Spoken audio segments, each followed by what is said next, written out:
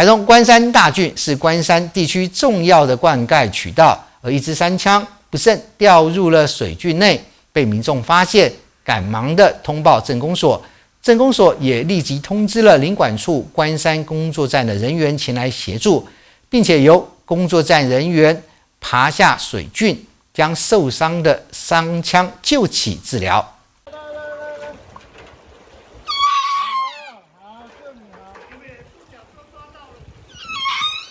山枪在林管处人员的怀中不断发出叫声，模样看起来十分惊恐，因为它已经在水圳里待了将近2个小时左右。台东关山大圳是关山地区重要的灌溉渠道，部分水道紧邻山壁以及自行车道。有民众路过时就发现有支山枪掉进水圳内，并无法自行脱困，赶紧通知镇公所，而镇公所也立即请林管处关山工作站的人员前来查看，因为担心山枪在水里待太久会有失温的危险。林管处人员林义军在评估现场状况后，决定争取时间进行救援，并顺利将山枪救上岸，交由池上赶来的兽医师进行诊断。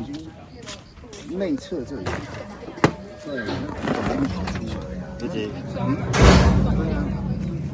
内侧这里。你那个，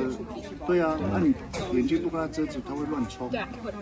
林管处工作站的人员迅速将山枪救起，并交付兽医进行照料，希望山枪能够尽快恢复健康，重新返回山林。记者陈基林关山镇报道。